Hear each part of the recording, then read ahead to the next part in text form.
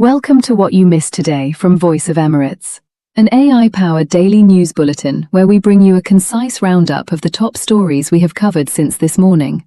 From local, Arab and international news to economy, entertainment, sports and lifestyle. I'm the virtual presenter for Voice of Emirates. Now, let's begin with the highlights of what you may have missed today.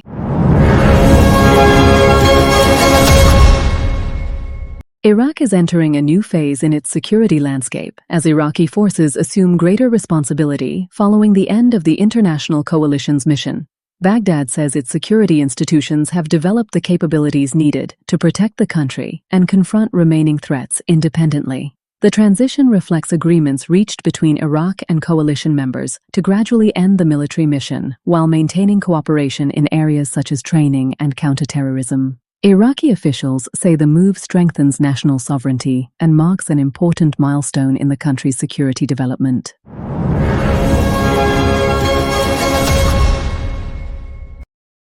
France and Saudi Arabia have agreed to strengthen joint efforts to de-escalate tensions and support stability across the Middle East. During talks in Paris, President Emmanuel Macron and Saudi Crown Prince Mohammed bin Salman discussed the conflict involving Iran and called for a negotiated solution. The two leaders also stressed the importance of restoring freedom of navigation through the Strait of Hormuz. Paris and Riyadh reaffirmed their commitment to diplomatic coordination and regional initiatives aimed at preventing further escalation and promoting long-term security.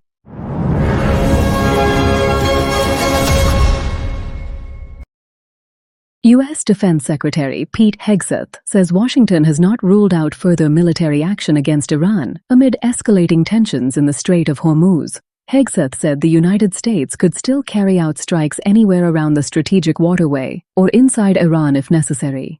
His comments came as Washington launched a new economic pressure campaign aimed at further isolating Tehran. The warning signals that military options remain available alongside sanctions as tensions continue over shipping, Iran's economy and its nuclear program.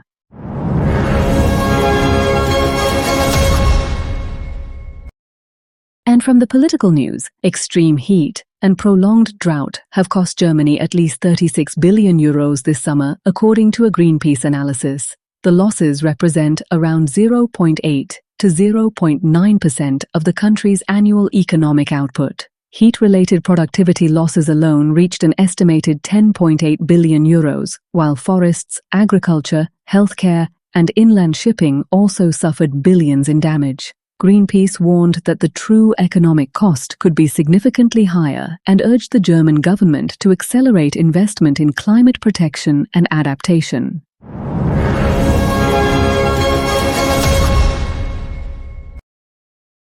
China has warned against new U.S. sanctions targeting Iran and its trading partners, pledging to protect its legitimate rights and interests.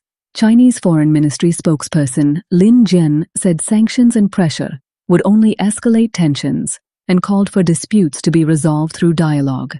The warning follows Washington's launch of a major new sanctions campaign aimed at isolating Iran economically. U.S. Treasury Secretary Scott Bessent said no country would be beyond the reach of the measures, with China, a major buyer of Iranian oil, among the key countries affected.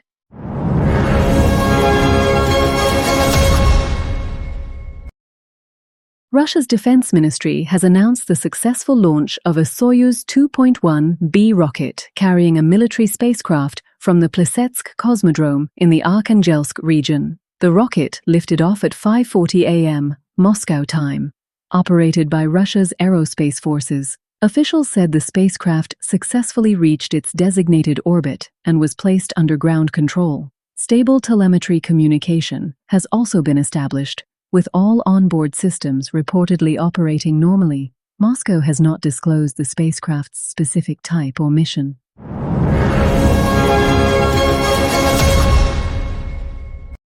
And from the business news, Dubai Chambers has introduced a delegation of 71 Indian investors to the Emirates business environment and promising investment opportunities. The initiative highlighted Dubai's competitive advantages, strategic location, and advanced infrastructure, as well as the services available to help international companies establish and expand their operations. India remains one of Dubai's most important economic partners and represents the largest foreign business community in the Emirate. Dubai Chambers continues to strengthen bilateral cooperation and connect Indian businesses with opportunities across key sectors.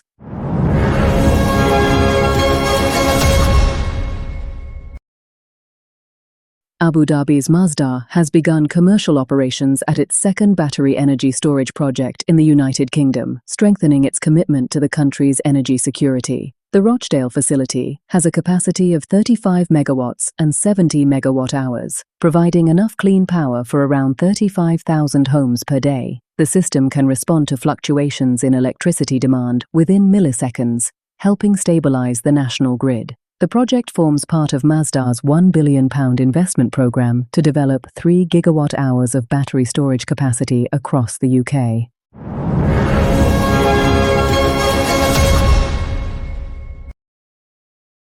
US President Donald Trump has threatened new 50% tariffs on Canadian vehicles, auto parts and steel as tensions escalate following the collapse of trade negotiations. Trump accused Canada of unfair trade practices and warned of further consequences if Ottawa refuses Washington's demands. Canadian Prime Minister Mark Carney rejected the U.S. terms, saying they threatened key Canadian industries and national sovereignty. Canada is now preparing retaliatory tariffs, raising fears of a deeper trade war between the two neighboring economies.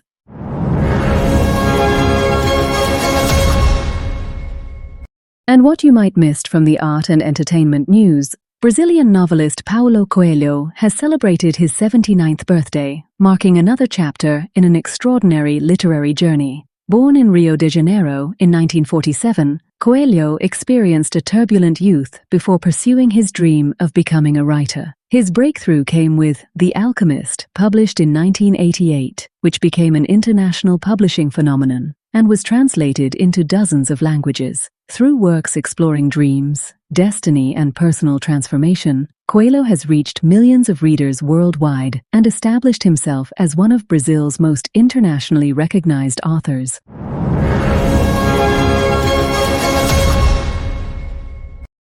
Egyptian star Yusra joined the cast and filmmakers of El Set Lama for a special screening in Riyadh, Saudi Arabia. Yusra attended alongside Yasmin Rice, Donia Sami, and other members of the production team, celebrating the film with Saudi audiences.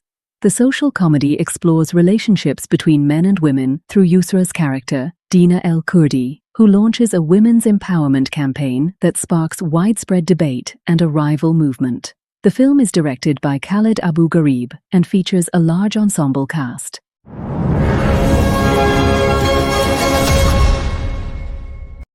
Egyptian music icon Mohamed Munir has released a teaser for his upcoming song Yesalu Anak ahead of its official launch on YouTube and major music platforms. The track sees Munir return to the Nubian musical style that has defined much of his career, blending traditional influences with a contemporary sound. The song is written by Mustafa Haduta, with music by Dahab.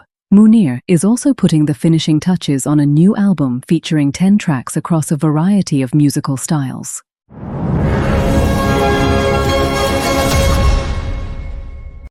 We conclude our roundup with the top sports news stories you might have missed. UAE Team Emirates XRG celebrated another major cycling success as Mexico's Isaac Del Toro claimed the overall title at the Deutschland Tour. Del Toro finished the 4-day race 53 seconds ahead of Luis Barre, becoming the first Mexican to win the event and securing the team's 67th victory of 2026.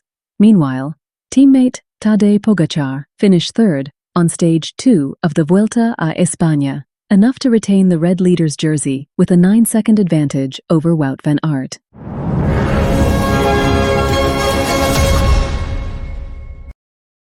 Chelsea opened their Premier League campaign with a thrilling 3-2 victory over Fulham at Craven Cottage, giving Xabi Alonso a winning start in his first competitive match as Blues manager. João Pedro opened the scoring after just 31 seconds, before Josh King equalized for Fulham. Morgan Rogers restored Chelsea's lead on his debut, while Cole Palmer added a third shortly after halftime. Gonzalo Garcia pulled one back for Fulham, but Chelsea held on to secure all 3 points.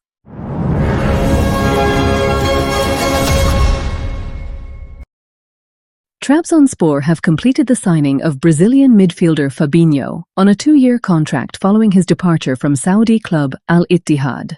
The 32-year-old arrived in Turkey as a free agent and was welcomed by supporters in Trabzon. The move reunites Fabinho with former Liverpool teammate Mohamed Salah, who joined the Turkish club earlier this month. Fabinho said playing alongside Salah again is a special feeling and promised to bring his experience and leadership as Trabzonspor strengthen their squad for the new season.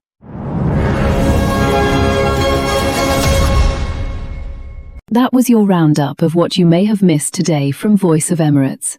For the full stories, visit our website and follow us on social media for the latest updates.